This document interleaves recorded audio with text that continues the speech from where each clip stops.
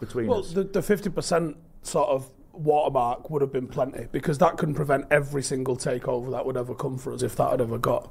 And I can't remember who it was, but I know that there was someone of the time urged United fans in the wake of the failed takeover to buy up everything, and obviously nobody listened. Yeah, I mean, we were all urging that, and some of us did, and some of us contributed to a fund, and Must now has got some money in a fund, but nothing like enough to buy United or even a few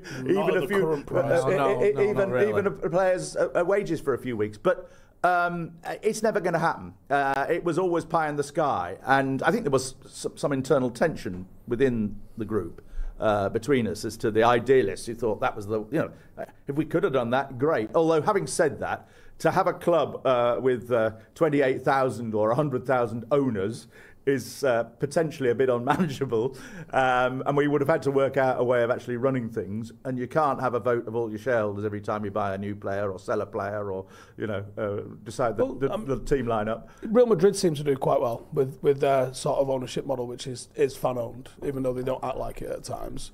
Bayern Munich's is 50% fan owned, although the other half is owned by, I think it's Audi. Well, it's Barcelona that are more fan-owned than Real Madrid. I mean, Real Madrid are untypical because they've got the backing, really, of the Spanish state. And no club in Britain's got that. No. But different states. Yeah, but it can be tricky, and it has been. It isn't always a model that works successfully. But by golly, I wish we'd had something like that instead of the Glazers. And I think that what happened with the Sky bid is that it opened people's eyes to the potential of buying big football clubs. And at first, the people who started buying us up were the so-called Coolmore Mafia, John Magner and J.P. McManus, both famous for their owning racehorses. And they became great mates with Ferguson. And Ferguson, around the same time, started owning some racehorses himself, and he owned some of them with the Coolmore boys. And it looked like they were buying, Magner and McManus were buying up shares in United, and with the intention that they would make Ferguson give him some big role in the club. I mean, once he'd retired as manager, perhaps chairman of the club. And then there was a big bust-up over a very successful horse called Rock of Gibraltar that won a whole load. I know nothing about horse racing. Well, a lot of people say I know nothing about football as well. But they run God knows how many races in a row. And record-breaking. And of course, suddenly the stud rights to Rock of Gibraltar were huge. And Ferguson thought that because they were co-owners, he would be getting half the stud rights. And the Coolmore guy said, no. You just get half the prize money from winning the races. When it comes to the stud rights, that's all ours. So Ferguson sued them, and it got very nasty. And in the end, the Coolmore guys got fed up. They sold their shares to the Glazers, and it didn't take much more for the Glazer to win ownership of the club. And if Ferguson and the Coolmore guys hadn't had that row over Rock of Gibraltar, and if Ferguson hadn't pushed his luck really by suing them, because remember it was him that sued them, not the other way around, then the Glazers would not be there today. Now, goodness knows who would then be owning it instead.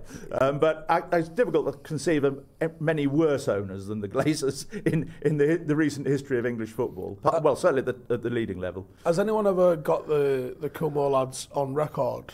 They never say anything about this sort of thing. No. There's been interesting conversations. Yeah, what their plans were. Yeah, it's like the Glazers, they never talk either. No. I mean, they prefer to operate behind the scenes. But it was very interesting, because I was actually approached at one point because I wrote a book about Ferguson.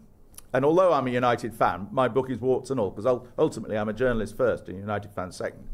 And so the book's warts and all, and they and there's a lot of things in there that Ferguson didn't like. Oh, well, I imagine he didn't like. And I was approached about helping the Coolmore guys, because they were assembling stuff about Ferguson. And it's part of their battle, unfavourable stuff, every aspect of his life you can think of, and they put huge efforts into it. And it looks like they employed Kroll, the famous city investigative company that is often used in takeovers and things to investigate other companies and other individuals. And indeed, we discovered, because we used to go as part of Sheffield United, later on Must, while there were still shares in the club, before it was taken over by the Glazers, we used to go to the annual general meeting and ask awkward questions and sit in different parts of the audience so as we didn't all look like one big block. And they would have just ignored us as a block. Whereas if you're spread out in play. And suddenly we went to an AGM, and there are all these people getting up and asking these questions, all about Ferguson. We thought that's we thought it's our job to ask awkward questions, not who are these people? And then, but all the questions were directed, not at, Ferguson wasn't there, but they were about him. We thought, what? Who is that? And then they let one of the people that they sent along clearly left a piece of paper on a chair with all the questions. And so, and we'd secretly done a recording of the meeting. So I was able to go through the recording, and they'd given their real names, and I worked out who some of them were, and I linked up one of them with Kroll, and I did a piece about it all in the Mirror. But it was just showed the, how nasty things got at that stage between Coolmore and Ferguson, how fraught it all was. And looking back, if you'd given me a choice between Sky taking over and the Coolmore Sky taking over and the Glazers taking over, I would have chosen Sky. In fact, I wish we'd lost that campaign, simply because if Sky had taken over, I think they would not have taken money out of United to the extent that the Glazers have, and they would not have neglected United to the extent that the Glazers have. I mean, the real problem that you've had at United for the last, it's getting on for 20 years now, is that I hear it's impossible to get decisions out of the Glazers. Are we going to buy this player? Well, come on, we need a decision. And by the time they get back, the player's gone somewhere else. And the neglect of the ground and the huge hundreds of millions that have been taken out of the club, which could have gone on improving the team, improving the ground. 1.6 billion out the door, and we still owe what we owed the day they took over, plus about 300 million transfers since. And the talk, like you say, about the stadium. The stadium, even if we're gonna revamp it, it's going to cost almost £1 billion, let alone if we rebuild it.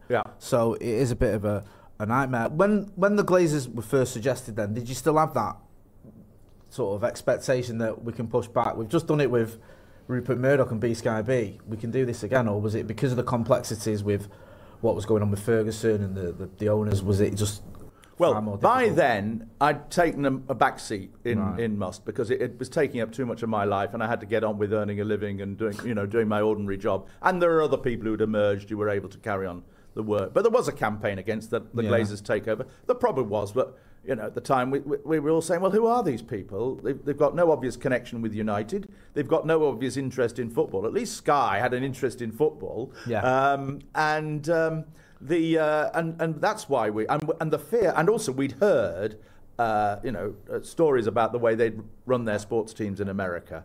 But that campaign it ultimately failed, because there wasn't the reason why our campaign failed on Glazers, in the way that the Sky campaign succeeded. And it wasn't just, by the way, I must stress, it wasn't just Sheffield United against Murdoch. IMUSA, the Independent Supporters Association, played a huge role, probably a bigger role actually, than we did in blocking the Sky campaign.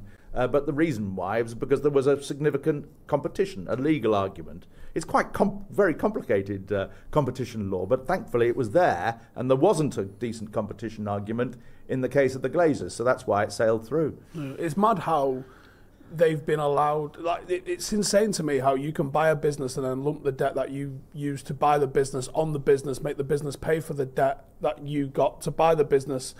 How it feels like it's a robbery on a technicality.